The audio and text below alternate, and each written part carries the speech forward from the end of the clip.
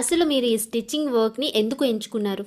Money కోసమా? మర్యాద కోసమా? లేదా మీరు ఎంచుకున్న ఒక లక్ష్యం కోసమా? మీరు మనీ కోసం మాత్రమే స్టిచ్చింగ్ చేస్తుంటే మీకు మనీయే వస్తాయి, మర్యాద రాదు. మరి మీరు మర్యాద కోసం మాత్రమే స్టిచ్చింగ్ చేస్తున్నా మీకు మర్యాద మాత్రమే వస్తుంది, మనీ రాదు. కానీ మీ లక్ష్యాన్ని చేరుకోవడానికి మీరు పనిచేస్తే మీకు మనీతో పాటు మర్యాద కూడా వస్తుంది. కానీ మీరు అనుకున్న లక్ష్యాన్ని మీరు చేరుకునే ప్రయత్నం చేస్తున్నప్పుడు చిటికెలు వేసే వేళ్లతో పాటు వెనక్కి లాగే చేతులు కూడా ఉంటాయి. చిటికెలు వేసే వేళ్లకి, వెనక్కి లాగే చేతులకి భయపడి మనం అక్కడే ఆగిపోతే మనం అనుకునే లక్ష్యాన్ని మనం చేరుకోలేము.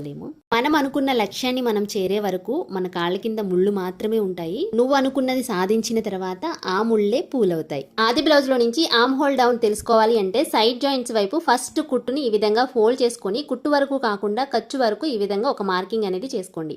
ఇప్పుడు పైవైపు నుంచి ఎంత లెంత్ అయితే వచ్చిందో అదే లెంత్ ని షోల్డర్ కోసం కూడా మార్క్ చేసుకోండి. ఇప్పుడు ఈ మార్కింగ్స్ ని ఎల్ షేప్ లో లైన్స్ అనేవి డ్రా చేసుకోవాలి. ఒకటి గుర్తు పెట్టుకోండి, మనము ఎంత నీట్ గా పర్ఫెక్ట్ గా ఇక్కడ లైన్స్ అనేవి డ్రా చేస్తామో మనకి బ్లౌజ్ ఫిట్టింగ్ అనేది అంత పర్ఫెక్ట్ గా వస్తుంది. ఇప్పుడు ఆది బ్లౌజ్ ని లోపల వైపుకు తిప్పుకొని వీడియోలో చూపిస్తున్నట్లుగా ఇక్కడ షోల్డర్ లెంత్ ని మార్క్ చేసుకోవాలి. షోల్డర్ లెంత్ ని మార్క్ చేసుకున్న తర్వాత మిగతాది మనకి నెక్ విడ్త్ అన్నమాట. బ్లౌజ్ కి ఓన్లీ బ్యాక్ పార్ట్ మాత్రమే కట్ చేశాను. ఈ వీడియో పోస్ట్ చేసిన తర్వాత వచ్చిన కామెంట్స్ ని నోట్ చేసుకుని ఫ్రంట్ పార్ట్ కట్ చేద్దామని చెప్పి వెయిట్ చేస్తున్నా.